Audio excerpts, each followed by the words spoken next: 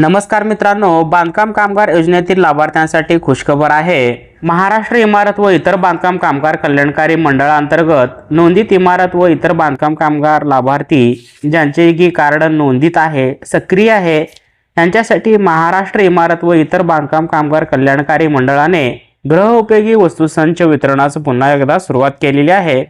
यासाठी मित्रांनो, या व्हिडिओमध्ये आपण याचा लाभ कसा घ्यावा हे संपूर्ण माहिती आपल्याला सांगणार आहे। त्यासाठी आपण व्हिडिओ शेवटपर्यंत नक्की पहा। चॅनलवरती पहिल्यांदा आला असाल तर चॅनलला सबस्क्राइब करायला विसरू नका, कारण अशाच महत्त्वाच्या व्हिडिओ आपल्याला या चॅनलवरती पाहायला भेटतील। तर मित्रांनो, यामध्ये गृहोपयोगी संच सारणी हे जवळपास 500 लोकांचा समावेश असतो। त्यानंतर काही दिवसापूर्वी ही योजना बंद करतात व ही लॉट संपली की पुन्हा नवीन लोकांसाठी ही लॉट तयार करतात।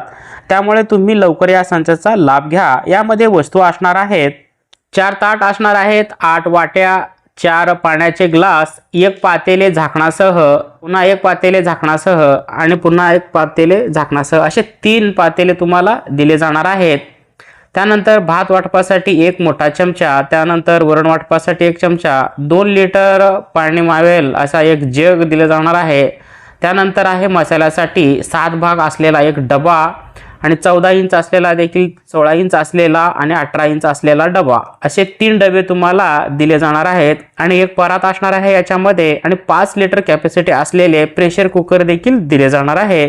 सोबतच कढई देखील असणार आहे स्टीलची आणि स्टीलची टाकी देखील झाकणासह दिले जाणार आहे आणि त्याच्यासोबत वगैरे देखील दिले जाणार आहेत। असे जवळपास तुम्हाला हे 30 वस्तूंचा संच या गृहोपयोगी संचातून भेटणार आहे।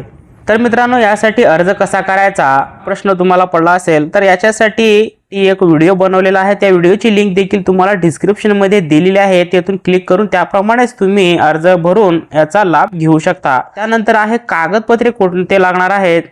तर पहा मित्रांनो, यासाठी खूप साऱ्या कागदपत्रांची गरज असते असे नाही, तर याकरिता तुमचा फॉर्म स्टेटस हे ऍक्टिव्ह असणे गरजेचे असते। याप्रमाणे असे ऍक्टिव्ह असावे लागते आणि तुम्ही घेतलेला अपॉइंटमेंट लेटर आणि आधार कार्ड, बस एवढेच कागदपत्रे लागतात।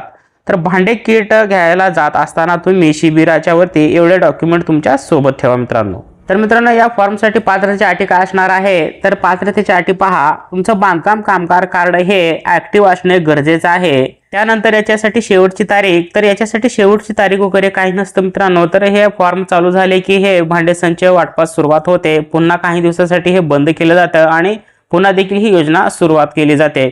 तर याच्यासाठी शेवटची तारीख कोणती नसते मित्रांनो। प्रत्येक वर्षामध्ये नवीन कामगारांसाठी याचा लाभ दिला जातो। तर मित्रांनो, याचा पुरेपूर लाभ तुम्ही घ्या। पुन्हा एकदा सांगतो मित्रांनो, फॉर्म कसे भरायचे याची लिंक मी तुम्हाला खाली डिस्क्रिप्शन मध्ये दिलेली आहे। त्याप्रमाणे फॉर्म भरून याचा लाभ तुम्ही घेऊ शकता। असा महत्त्वपूर्ण व्हिडिओ होता। इतरही सर्व आपल्या बांधकाम मंडळांपर्यंत हा व्हिडिओ नक्की शेअर करा। चॅनलला आतापर्यंत सबस्क्राइब केला नसेल तर चॅनलला देखील सबस्क्राइब करून ठेवा। पण मित्रांनो, यासारख्याच महत्त्वाच्या व्हिडिओ आपल्याला या चॅनलवरती पाहायला भेटतील। चला तर भेटूया पुन्हा अशाच नवीन एखाद्या व्हिडिओत। तत्पूर्वी जय हिंद, जय महाराष्ट्र।